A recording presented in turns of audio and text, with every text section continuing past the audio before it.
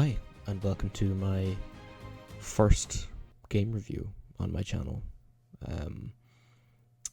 To give you a little bit of information on the review itself, I will let you know that this is going up largely unedited because I feel that is my most streamlined and accurate way to get my point across, is to kind of vamp on the game for a little bit and kind of just give you an unedited kind of hour-long elevator pitch for the game is the best way I can describe it. So this will be a little bit longer than the rest of them because I'm going to go into a little bit of detail about how I review games and why I think my method is not necessarily better, but it's certainly clever and it's in depth, and it's not my own method. I've kind of borrowed it from a few people on various different medium and then put my own little spin on it.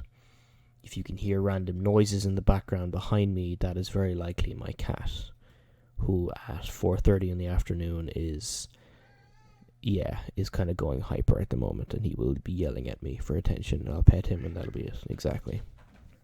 Yeah. He's running around. Okay, cool. So, the game I'm reviewing today is Mount & Blade 2 Bannerlord, affectionately simply known as Bannerlord. It's a very highly anticipated game amongst the kind of Mount & Blade fandom, and the game itself has kind of received obviously a resurgence in the release of its sequel. One of the big things about it is it's highly, as I said, it's highly anticipated. It's been coming out for the last couple of years. It is still in early access and is in beta. So I will be kind of cutting it some slack in some terms, but I will still be reviewing the content that has emerged thus far as fairly as I can. But of course, I will probably abstain from giving it an actual rating until we see a full release, or certainly we see a little bit more in terms of the patchwork coming out, and to kind of see what's happening with that too. So to give you an idea of the way that I review games, I kind of break it down into, like obviously as most people do, I break it down into different kind of parts about how I feel about it, and it's not necessary. I try and be as like objective and non-relative as I can. I try and review the game often as a standalone product, as compared to a relative to something else or something like that. Of course, there will be comparisons. I will give relations to things with a comparison view, but 90% of the time I will try and keep it as singular and non-relative as I can, and objective as I can as well. So generally the way I go about it is there's two different people that I've kind of found on Quora, the kind of question website that I have kind of based a lot of my kind of reviewing off of, and it's as follows. So first of all, the first thing I'll always judge a game on is game visuals. So it obviously needs to have finished and appropriate visuals. Poor graphics, and I'm using the word poor in quotation marks, can be compensated with good game mechanics. However, bad visuals can give the game an unprofessional look, and it can actually take you out of the game in the moment a lot as well. A lot of the time with visuals, I find that it just needs to fit. I often don't look at a game and expect photorealism. I'm not going to be expecting everything to be as realistic as possible. If that's what they're going for, I'll judge it on that. But honestly, art style and theme are much more important for me when it comes to kind of the visual kind of tapestry that the game is trying to paint. Are things rendered well? Are things recognizable? Are people proportioned and articulated properly? And if not, does it fit? Do the backgrounds have proper perspective and parallax? Is there a depth of field with light and shadow? Do things suit, and is things aesthetically pleasing and in some way realistic, and is it appropriate? Shadows is a huge thing, and lighting are a big thing for me to kind of really immerse myself in the game. And kind of realistic attention to the way light falls is one of my biggest pet peeves when I see it in various different games. finding, was the palette appropriate? Is it too dark? Is it too bright? Is it, am I supposed to be able to see things? Or again, does it fit? If anybody's played the PlayStation game Until Dawn, a lot of the game seems to be washed out. It's not a very colourful game at all. It's very, very grey. Even kind of brighter colours seem to be kind of washed in, but that does seem to be the kind of, it is a horror game. It is a kind of survival horror story game, so it does kind of wash everything out. And then games like Stardew Valley, the kind of PC game where you're obviously a farmer, and it's kind of 64 bits or less, I'm not sure even, and it's very, very basic, and it's super, super bright, but again, it suits the kind of whimsical nature of the game as well. So then again, like, is everything smooth? Do people move naturally or awkwardly? Again, if characters are rendered super realistically, they shouldn't move as if they've got something up their ass. And is the animation of things logical, and does it work? Next, I kind of review the game sound and the music. Sometimes the audio of a game is so engaging and catchy that you actually get hooked onto it. The importance of game sound and design is very, very important, and it's often underlooked, or overlooked, I should say. It can make all the difference between just another game and a unique game. For example, one of the most fantastic games with music is the Fallout franchise. In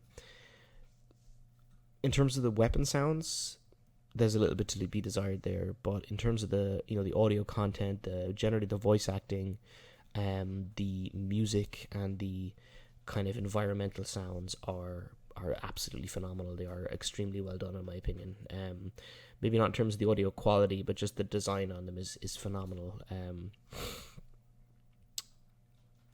It's a huge thing to kind of keep me in the game, is when, like, as a sound designer, I often find myself, even when I don't mean to, be kind of pulled out, because I find a sound that's even so good that I kind of think, how do they manage that? I can imagine myself in the studio accomplishing it, and kind of looking at it that way. And then sometimes it's just good enough that I just associate it with just background noise, and I don't think about how it was accomplished. And then when the sound is bad, or it's removing, as I call it, it's removing me out of the moment that I'm thinking, why did that happen? Like, sometimes I pause the game and I'm actually thinking, what the hell was that noise? Like, it does not sound like what it's supposed to sound like. Again, if it's sometimes that's appropriate. If it's a fun, whimsical kind of game, sometimes hitting an enemy will result in a kind of a silly or a fun noise. But if it's kind of a more of a realistic kind of game, more of a kind of an immersive game, hitting a character should have some degree of realism with that as well. Another kind of thing on sound design is environmental and background noise. One of the games that I think does this absolutely wonderfully is Overwatch. 90% of the time in Overwatch, you're running. People are, you can hear the sounds of characters shooting, characters calling out stuff. Your teammates in Discord or chat or whatever. Your own gunfire, enemy gunfire, call outs, everything like kind of happening all at once.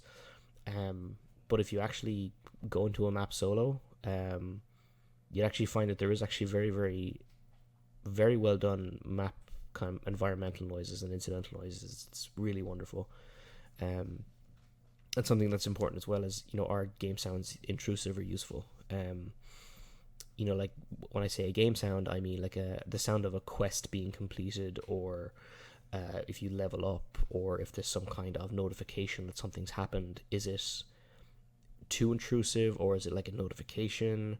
Or, like, if you think about it, if you wanted to get an alert that you got a text on your phone, a lot of people just have the standard like iPhone kind of style ping, but you don't really want a full ringtone. It's it's overly loud, it's lengthy. You just want it to be a notification as well.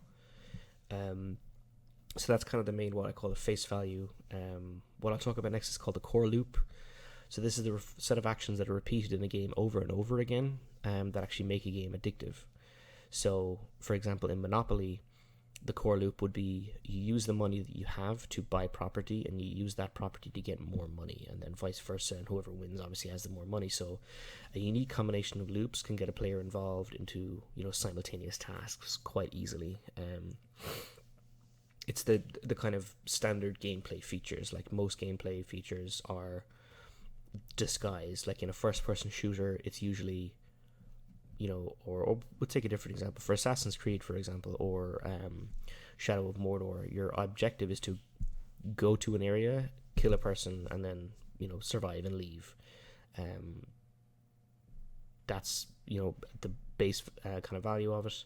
However, what they do to kind of spice it up is they give you different areas to move into. They give you different enemies that you need to use different strategies to fight. In Escape from Tarkov, the loop is you buy or find gear, you take it into combat to buy or find more gear, and then you hopefully try and survive. And again, that's a kind of a core loop again, and it's repeated in a certain way that is enjoyable and fun. A lot of the time with kind of the core loop, you kind of run into the gameplay. So with gameplay is it linear? Is it open? If it's too linear, it becomes boring. If it's too open, it's very difficult to figure out what to do next. Is it integrated into the narrative? Does the gameplay make sense in the context of the story, or does it seem super contrived and convoluted? Is it challenging or super easy? If games are too easy, like it's obviously kids games and games for young kind of teens are supposed to be kind of easy. If they're so easy that they barely require you to think, then honestly it's you're not, the game's not marketed towards you. But if it's a game for adults and there's silly little puzzles that are kind of far too easy, then it kind of really pulls me out of it a lot of the time. So then kind of what skills are required? Do I need to possess a certain particular set of skills in order to complete the game? For example, if I'm playing The Witness, I think is the name of the game, where you're on an island. I think it's that game. I'm not sure. I could be forgetting. But it's all puzzle based, and if you don't have that kind of mind, it can take you a lot longer to kind of play the game. And people can get frustrated. And again, a lot of people will be in a situation where they hear a great thing about a game, they buy it, they don't really have the head for it. I'm not saying that they're stupid, but they just don't have that visual kind of center of their brain, and it takes them just longer to do things, and they get frustrated, and then the game is kind of a fail for them in that case as well. So that's really kind of one of my biggest problems. And again, is the gameplay enjoyable? Is a huge thing as well. Like, it can be silly, it can be easy, it can be a bit of nonsense, but is it enjoyable? That's part of my biggest problem. And then of course are things logical? Older games before used to kind of invent mechanics to kind of make you think like tools would be a single use object, and then it would either break or you just throw it away. Like lock picks were always a big thing, and in kind of stealth games of the early kind of past, where you would you'd approach a lock, you'd pick the lock pick would then be gone. Realistically, that's doesn't make sense a whole lot, but it's this kind of strange logical kind of inconsistency that can definitely pull people out of the game. Not much, but it can happen as well. Kind of going on gameplay is an interface, like the user interface, that kind of part and parcel with graphics.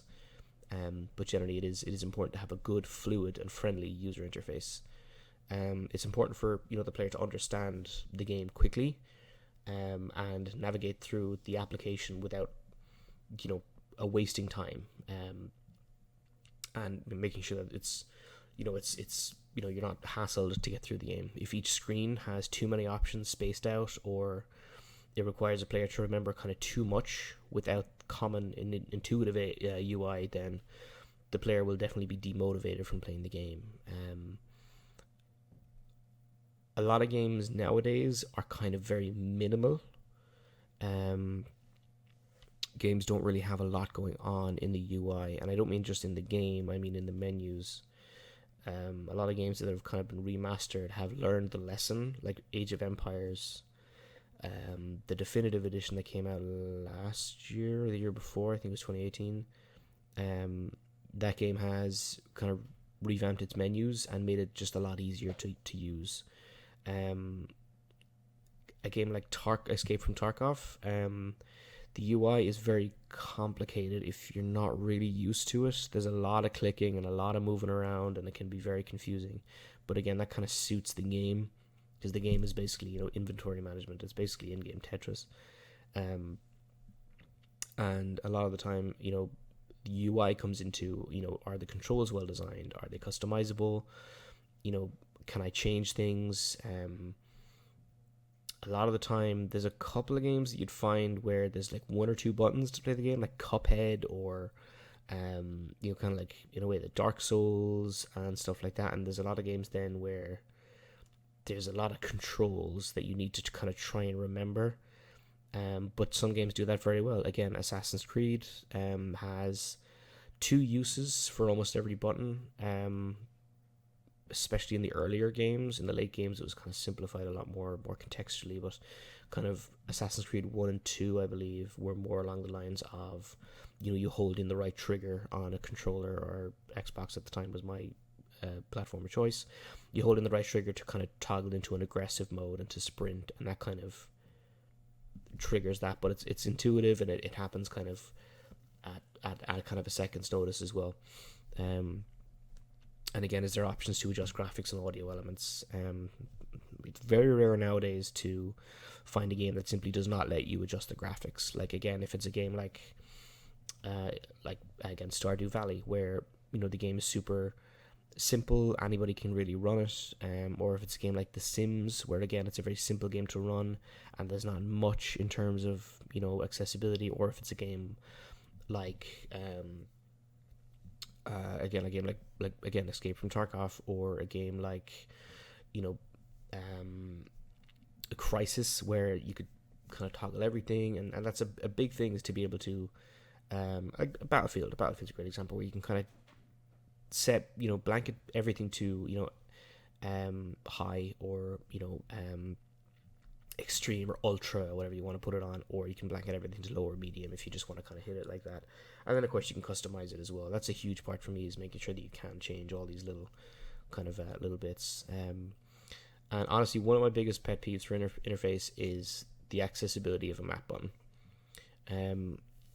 I should be able to just hit M and some kind of map should come up. If there's a situation where the maps are not available, I think that's a little bit okay. Like, again, I know I keep going back to it, but in Escape from Tarkov, the whole kind of idea behind the game is that you don't really have a map. If you have a map, you can see it kind of beforehand, but you're kind of supposed to learn the maps. It's just the type of game it is. But then, games like kind of Call of Duty, where there is no real map, but then Battlefield, the map is kind of super important, and kind of games like that, where you can view the map if you need to, but again, that can often be an element of the story that is kind of important, and can certainly give you a little bit more diversity in the way the game is played if you don't have access to seeing all the parts and pieces and where you are in the map. It's kind of another element of the game, is the game knowledge. Kind of next on the list would be kind of suspense. So if the game keeps offering new game mechanics and surprise for a player to relish, then its shelf life will increase. It means a game can be played for a longer duration before I move on to a new game. But this doesn't mean that if it's repetitive, it will flop. Counter-Strike has the exact same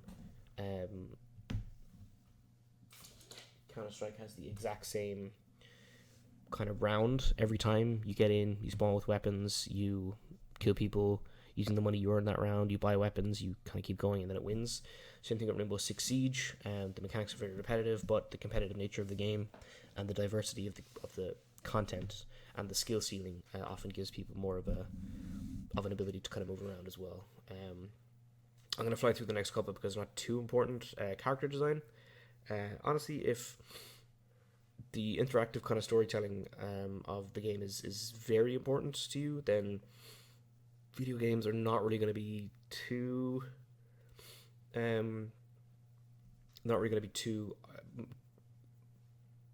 strong, I suppose is a better word, in the area, because a lot of the time games don't have you for the story, and I don't find it nowadays. Like, I remember kind of Call of Duty Modern Warfare 2, the story in that was phenomenal. Kind of 3 kind of came out then, and I didn't really care that much. Black Ops was a phenomenal story, and then I remember Black Ops 3 just kind of, I didn't really care about the story at that point because I kind of gone beyond it. One of the big things about story for me is it needs to be, some way believable, or at least some way interesting and likable. We've all heard the taking over the world kind of thing. We've all heard that kind of stuff, like the kidnapping of the love interest and all this kind of stuff. But I want to hear stories like Last of Us, where there's just a developing story and a single objective broken down into, kind of easier kind of missions and levels. Like I want to feel like what I'm doing has an effect on, the game world that I'm in. And again, it depends on kind of what you're doing like that. Some people fall in love with the character, like Solid Snake. He's a super simple but very compelling character. Ezio from Assassin's Creed, he's just a very likable and kind of interesting and cool character. All the Assassin's Creed characters really, I think, are fun and interesting to play. And I think that really lends itself to the story. Sometimes, I honestly, half the time I couldn't tell you what the fuck is going on in Assassin's Creed, because there's just so much going on that I just don't really care about. But again, the game mechanics are interesting enough, and this character's cool enough that I like it. That's kind of most of it. I do have some stuff that I will kind of touch on, but that's kind of like, the rest is kind of technical stuff that I'll be kind of discussing kind of later on as we kind of get further into the kind of mechanics of the game. But I think I've talked for long enough now about that. We're about a good 20 minutes in, and I haven't even started to talk about the game yet, so I'll probably put a timestamp on the video to bring us up to this place. So let's discuss Bannerlord. So a little bit of information about the game again. Bannerlord is developed by Tailworlds. It is a game that predominantly revolves around kind of infantry and kind of medieval infantry combat, and kingdom management is the best way to kind of describe it. The kind of genre of the game is, I suppose you could say, it's action kind of RPG strategy, I guess you'd kind of say. Like, it's on the Steam page, it's action RPG simulation and strategy. They'd be kind of your kind of the baseline of it. In terms of the kind of developer kind of premise is, it's a, how can we describe it? Where did they describe it? Let's see. Eagerly awaited sequel to the acclaimed medieval combat simulator and role-playing game Mount & Blade Warband. Set 200 years before, it expands both the detailed fighting system and the world of Calradia. And then it goes into features of the game itself. So it's kind of major kind of selling point is you raise your own army, lead it into battle, you command and fight alongside troops in the thick of the action, which is, it's very accurate. There is a economy, there is a kind of a very in-depth kind of troop ranking system, and it's very, very, interesting in the way that it works, and I'll explain that soon. And they've expanded on it before, so to give you a very small amount of detail on the first game, the first game came out, I think, about 8 to 10 years ago. I played that extensively. I have many, many hours in it. The concept was the same. You come in with nothing, you complete a very short tutorial, and then you're kind of left to kind of do whatever you want. You're given kind of quests, and there's no technically real overarching story, but the whole idea is that you play the game you want to. If you just want to be a lord and kind of not rock the boat too much, you can do that, no problem. If you want to take over an entire kingdom, you can do that. If you want to take over the entire map, you can also do that as well. Again, and you can kind of raise whatever kind of army you want, and all the armies are fairly diverse, which is certainly nice to see. Multiplayer was a massive part of the game. Mods took the game to another level. Like, certain mods were actually turned into full DLC. And from that point on, the game kind of took on another new life as well, and we're just waiting on that to come out for Bannerlord. Now, as I said, Bannerlord is early access. They don't really have a release date for the game itself. It's more just a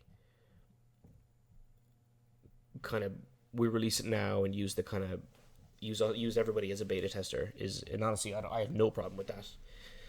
At the moment, the reviews are very positive. There's 47,000 reviews, and 85% of the reviews are positive, which is very very good for a game. But I'll very shortly kind of talk about what I like about the game and what I don't like about the game. But for the moment, it's standing quite well. It does seem to be very, very popular. I'm playing the hell out of it. I have about 41 hours in total, and it's been out about a week. I think it came out on the 30th of March, so it's been out about 6 days. I'm recording this on Sunday the 5th of April, so it's been out about 6 days now, and I played it on release night. So let's begin, I guess. So let's talk about the visuals. So it looks fantastic. I know that there's definitely some degree of art style that has been put in to kind of manage the technical ability of the game. Like, again, I'll touch more on that in a minute, but generally it does look very, very good. I feel like the art style matches. It's not kind of hyper realistic. There's a certain kind of color palette that they're kind of driving up. It's, imagine if you saw the world and the contrast was on high, is kind of the best way to describe that. It's just a good looking game, to be honest with you. I thoroughly enjoy it. I do definitely feel like the graphics do fit and everything is rendered quite well. Everything is recognizable. Everybody is proportioned and articulated properly, and I think that's super important for this game because animation wise it's a very intuitive and very kind of interesting combat system. It's exactly the same as it was before in the first game, where if someone swings, you need to match the direction of their swing with your block. It's actually a very relatively rudimentary version of like real life combat, and kind of mainly kind of saber fighting would be the kind of closest equivalent. So if someone swings from your left, you move your mouse or movement keys if you choose to do it that way, and to your left side, right click and you will block, and then you can obviously repost or attack. Shields have a bit more kind of leniency, in which case, if I have the shield directly in front of me and someone swings from my left, it'll probably hit the shield. But again, and the reason I'm explaining that is animations, if you're trying to block, need to be quite telegraphed in their own way. If an enemy comes at me and I can't see which way he's swinging, there's no chance for me to block that appropriately. So animation wise, it's very well executed. I think it's clear. It's not necessarily 100% realistic, but it certainly fits the game and is very, very usable. As I said, visual wise, it's not groundbreaking. I think something that is very good is the lighting. Is very, very clever. It's the light shafts from the sky are one of my favorite things about the game, to be honest with you. It's just such a gorgeous kind of palette to see. And in terms of like textures, things aren't shiny that are supposed to be shiny. You know what I mean? Things are not shiny that are not supposed to be shiny. So everything's shiny enough. I remember there was a period in console gaming where they decided to make everything wet and shiny when it was totally bone dry, just for the sake of the visuals, and to show off the lighting engine. It's not really the case here. Things that are shiny are shiny, things that are not shiny are not shiny, and I think it's an incredibly well put together visual experience. So yeah, good visuals, love it.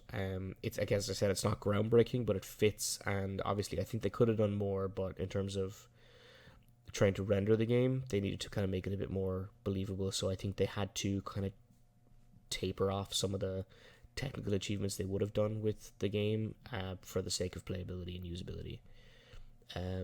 So yeah, great visuals. I do like it. I think it's very well and very fitting.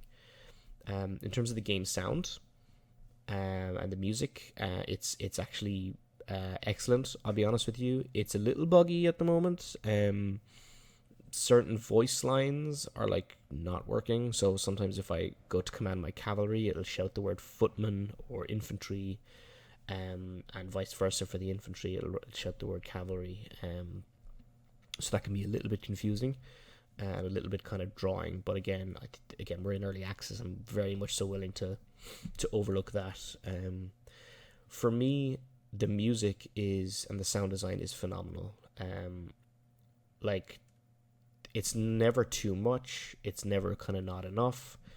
I find that when the battles start and you have a couple of minutes to kind of command your troops before things kind of get settled, there's just the right amount of kind of silence and map noise. And then as things kind of escalate, there is, music will kind of kick off. And there's definitely been times when I feel really badass when I'm on my armored horse with my full plate armor and my hauberk and my lance, and I'm charging across an open field, and the horns kind of kick in, and I lance one of their captains like off his horse, and my cavalry crashes into their cavalry, and there's just this big crescendo, and I can look over and I can see all my men running across an open field with arrows flying past them, and my archers. And without sound, that would be very much so, without good sound design, that would be very much so boring.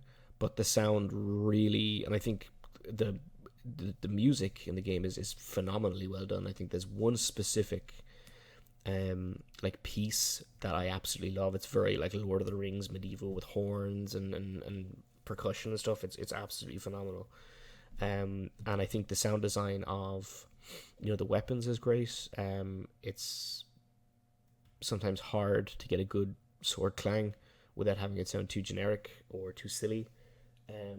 But I think they've accomplished that very, very well in this game. Absolutely, it's a very well put together sound palette, which is wonderful. And honestly, that's all I have to say about the sound. It's very, very good. The voice acting is a little bit off, but which, I mean, it just seems to just not work, or it's not in yet. But then I have some characters that are voice acting, and I don't know if everybody's going to be voice acting at the same time. But yeah, nothing takes me out of it. It's a very well put together game. It's not hard to do good medieval noises, but it's difficult to kind of put them together in such a way that it doesn't pull you out of it at all. Which is great. But yeah, again, sound design is absolutely wonderful. I'm a big fan. That's my area of expertise, and I do really love that. Next, I'm going to talk about the core loop of the game. So the core loop of the game, as I said, is a set of actions that are repeated in a game over and over again, in a way that actually makes the game addictive. The core loop in this game is kind of broken down into two kind of core loops. It's in the kind of tactical map where you're moving your character around and your army around. Your core loop is to go somewhere, kind of attack someone, make some money, sell that gear, and then keep going. That's how you kind of make money, and that's how you advance things. And then there's parts that are kind of sprinkled in, like diplomacy, kind of tactics in terms of attacking characters, inventory management, kind of prisoner management, kind of fief and castle and settlement management and stuff like that. And that's all kind of rudimentary at the moment, and I hope there will be an expansion on that. But that's all kind of sprinkled in the loop. But the loop is essentially use your men to kill other men, to make money, to sell, to get more men to do that. So that's your loop. And then the combat loop is kind of, you go in, you kill them, you win or you lose. It's very, quite simple and quite, important, but it's a great combat mechanic. The combat mechanic is, as I said, it's simple, but it's not very easy to kind of be great at. Like, if you come across someone that's good, they will demolish you every time in a multiplayer environment. But it's not hard to kind of learn once you kind of get the basics of it. It's very intuitive in how it works. But yeah, the combinations of core loops are simple. They are good. They are fun. Sometimes it's never not satisfying to see your entire army charge over the hill and smash into their army, especially if you have a good tactics mind, and it's not hard to do so. If you're clever about it, you can have a lot of fun with the way with the way you do things. I find just setting my archers up to shoot over my infantry, and then I bring my cavalry around and then cause a bit of havoc. I take out their cavalry and I smash into their infantry line, then I make my infantry charge. So just kind of total war tactics, really, and it's a very, very, very good and streamlined combat system. It doesn't take ages, but the battles that do take ages then feel like big, and especially going back to the music and the way it all kicks in is it's phenomenal. So yeah, core loop, not groundbreaking, but not bad in any case. It's quite good. Interface. So it's important for the player to understand the game quickly and navigate through the application swiftly without much time or hassle. If each screen has too many things spaced out, you're gonna lose a lot of that motivation, and it's not really fun to have that happen.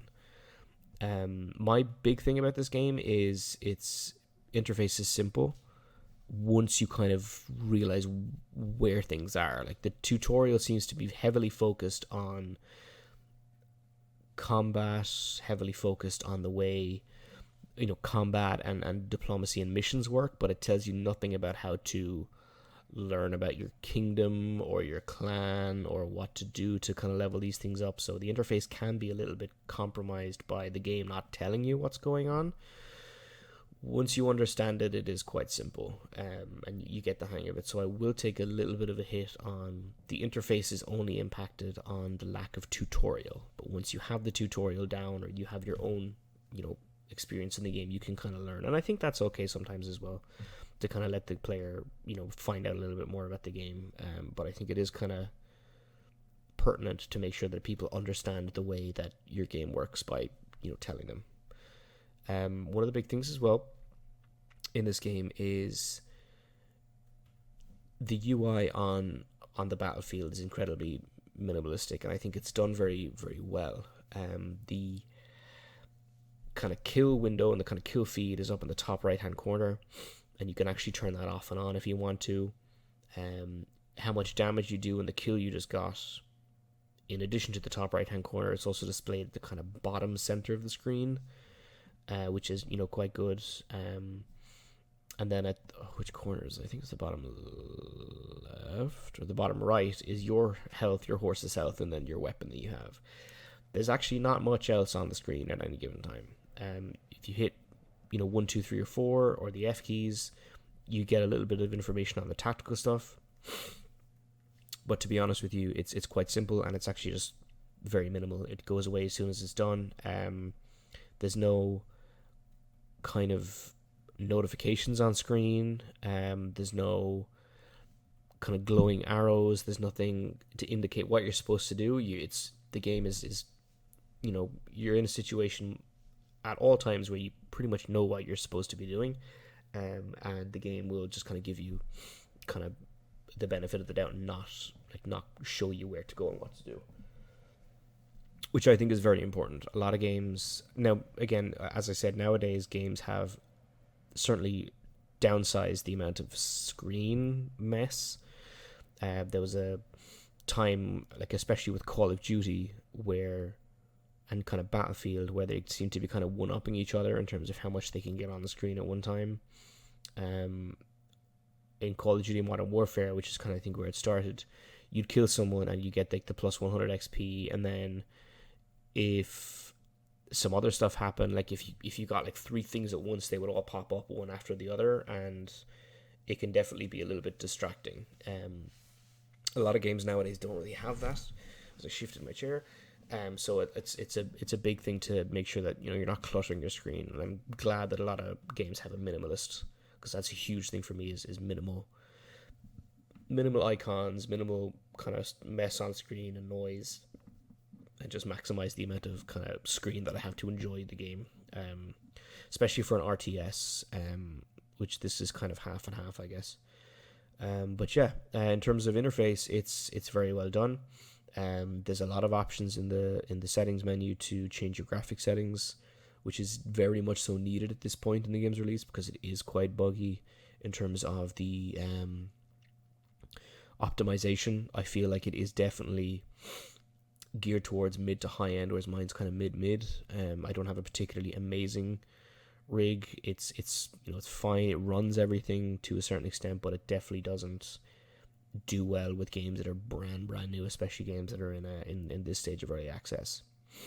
But yeah, there's plenty of options there. There's options to change your UI, um, in terms of what shows up and what doesn't, which is perfectly enough. And there's actually options to even disable the HUD almost altogether. So it is quite nice to have that level of control over what I can see and what I can't. So next thing we'll talk about is what's called suspense, um, or replayability. It's huge in this game. In terms of new mechanics, they kind of reveal themselves as you kind of progress through the game. So obviously you start as what's effectively just a roaming party of nobodies. The kind of ideal path then is you become a mercenary for an army, which all you need to do is kind of make yourself known. After that, you can become a vassal, and after that, you can kind of do what you want. You can either kind of create your own faction if you follow the story. You can help that faction kind of build itself and support it across the world, and kind of do their bidding, and hopefully try and become the leader of that faction. And as you do that, you have lords that are under your command and can kind of do whatever you want to a certain extent as well. Um, in terms of like the combat mechanics, as you get more weapons, you kind of get a little bit more information, but there's not too much to build, but that's fine. Honestly, the surprises that the game holds in is more in the kind of engaging story that I'll kind of touch on in a moment. It's not specifically giving you new mechanics, but it's effectively kind of showing you how to acquire these mechanics if you need them. But yeah, in terms of suspense and replayability, it's huge. You could do 10 different things in 10 different playthroughs, and it's absolutely phenomenal the way it works. So, kind of going on to the story now, the storytelling of the game is, honestly, in terms of what's written for you to follow, it is, I don't want to say the word lazy, because I think there is more to be done, but I think it's very quick. I find that the character design, I don't care about anybody.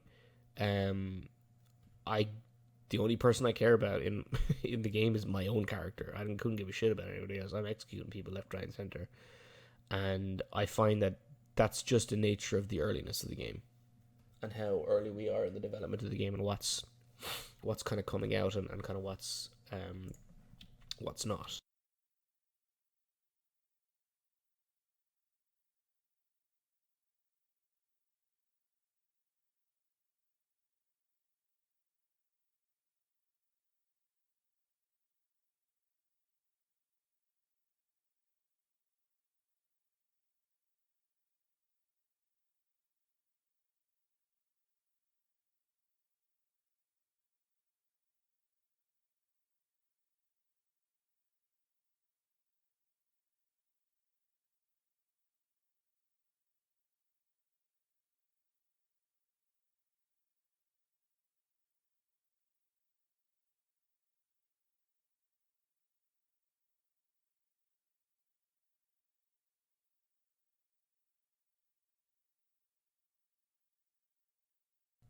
And I think that's important in kind of what the game kind of builds on is how much kind of the game gives you to do and how much the game is allowing you to do as well. Like again, there's a couple of tropes we could list off that would kind of your gold, kind of your gold gate, your flesh gate, your kind of level gate, stuff like that. That doesn't really exist here. If you want to, and if you're good enough to take a castle single handedly, you can do that if you want to. You can try, but the game kind of gives you the power to empower yourself, and I think that's such a good mechanic of the game that a lot of games don't really have. Like if you're looking at kind of Total War, everybody kind of starts off on the same playing field because you can have a nation that's extremely difficult to play. You can have nations where you kind of need to do a certain amount of things, but generally, um, everybody kind of starts off with the same rough amount of things to have.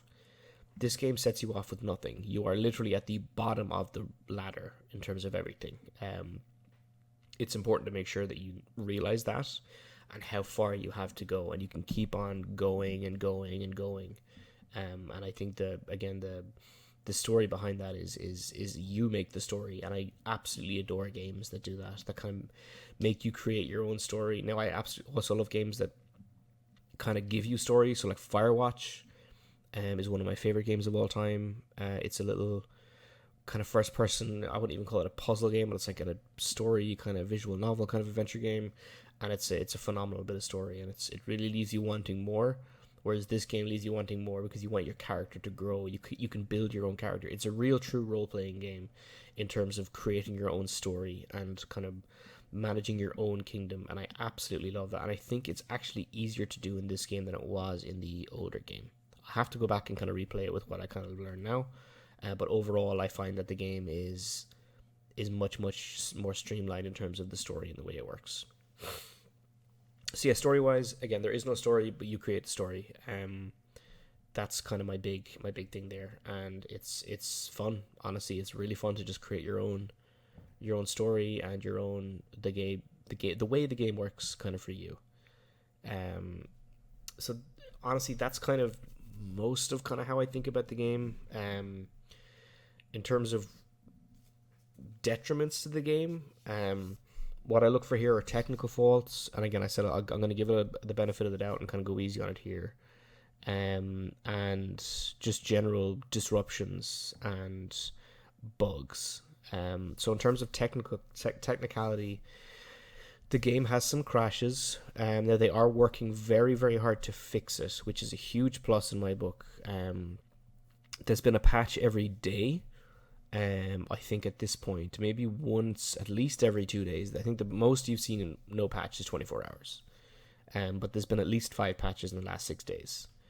There's no obvious technical errors with the game. There seems to be some small crashes. There's no big hotspots, and there's no like not working mechanics in terms of my game, at least.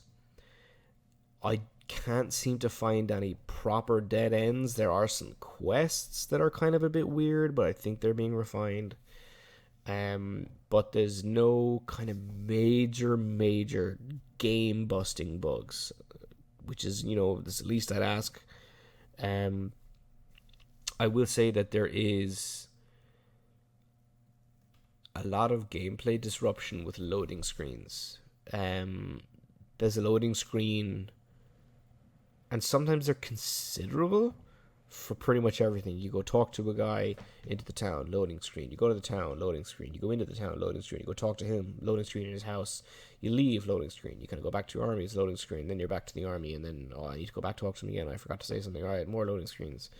Go into battle, loading screen. And it's not like they're 2-3 seconds. They can be kind of significant. Find it kind of 5 to 10 second loading screens. Again, that could be the unoptimized nature of the game. And that's kind of it. In terms of that, there's a lot of frame lag on my system. It seems to be fine, and then it's choppy, and then it's fine, and then it's choppy. So I think it's a bit bloated in terms of programming, and I think there's a little bit too much going on. My system specs meet the requirements by a good amount, and there shouldn't be any major choppiness, but there is. I've checked everything on my system. I can run other games perfectly fine, and this isn't a very technically challenging game, so it does definitely lend me to believe that there is a little bit too much in terms of, I don't want to call it poor programming, but it might be a little bit bloated, and there might be too much going on to make everything happen. I just bumped my mic. Make everything happen all at once. In terms of major bugs, I've run into one where I can't execute a guy because I think his heir is spawning in a different spot and it's causing a game to crash. Straight away, I feel like the game is not finished if I get bugs, but again, as I said, it is in early access, so I can't take it too seriously. The only other thing I can say that's negative about this game is it really feels like Warband on a new engine with a couple of updates. I know it's early. The game is out for 6 days. It's technically not even out yet. But the game is in early access. and I just feel like it's a new map with some pretty new visuals and not enough content to really justify the price tag at the moment. Now I know you're investing in the future of the game, and I do get that, but, and I'm kind of reaching here, but that would be my major problem with the game, is it feels like Warband 1.5 as opposed to Warband 2. I know that'll come. I know they have much more content to add, and I know they're adding more, and already there is kind of stuff that does make the game stand alone. For example, the sieges are phenomenal. The sieges are absolutely fantastic in terms of the content of them, in terms of the scale of them. They're brilliant. And there is also a kind of a pre-place mechanic now, which is absolutely wonderful. And there seems to be some sort of order to the siege, as opposed to before, when you literally just throw yourself at the enemy and hope that no one dies. But there's definitely a huge amount of improvement in that aspect as well. And I will say the sieges are absolutely phenomenal. They are really just wonderful to see and to watch, and they are a lot of fun. But those are my kind of major detriments to the game at the moment. I do find there is some other small things, like other small bits and pieces, like the weird bugs you see in the character kind of conversation screens. I'm gonna overlook those because I know, again, early access, I'm not overly fond of picking on those kind of bugs where I know there's just like some admin stuff, there's some coding that just got missed, and that's totally fine. As long as it doesn't break the game, I don't care about bugs at this stage in development. But honestly, if I was to recommend this game at the moment, I would honestly say I would give it a 4 at the moment, because it's an early access. If this was a fully released game, I would say 3, because of the amount of bugs. If the game had more features, I would give it a 5. Now for me, 5 means I would pay you full price for this game and I would play it. 4 means I'll wait for a sale. 3 means yeah, I'll probably get it if it's, if I need a game and I want to play something, I'll play this. 2 is you couldn't pay me to play the game, and 1 is I will uninstall and refund this game immediately, because it's so terrible. Now honestly, 4 is pretty good. If you're looking for a new hot game, or you want something cheap, right now the game is on sale for, I think it's 5% off. And then if you own the original Warband, which I think a lot of people do anyway, you get an additional 5% off, so you get 10% off. So it's $44.99 in terms of euros. I'm not sure what it is in dollars, but I think it's 10% off. And I think if you own Mount and Blade, you get an additional 10% off. So I think you get 20% off, or it might be stacked. But look, to be honest with you, I would highly recommend this game if you can put up with those faults. If you've played Mount and Blade Warband and you did not enjoy that game, I would not get this game.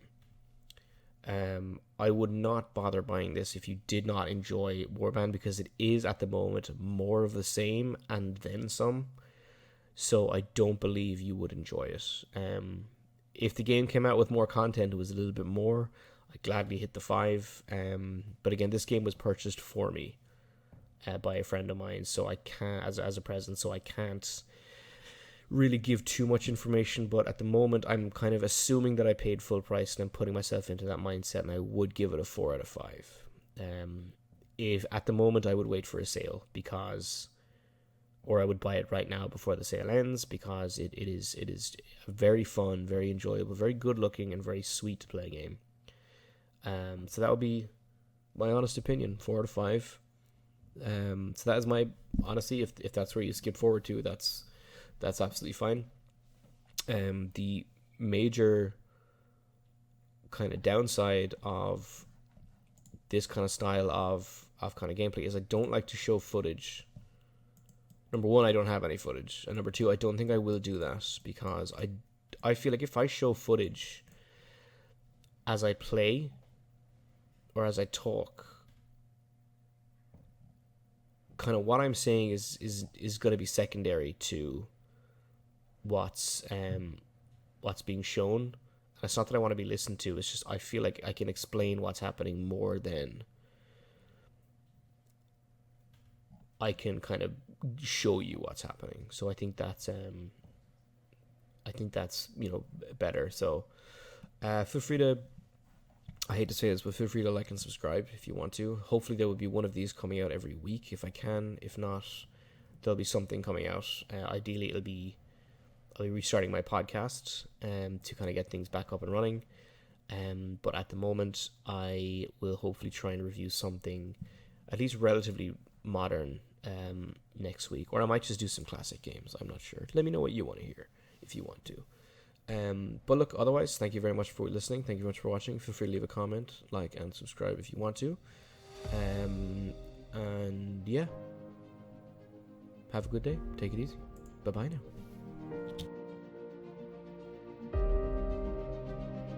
now.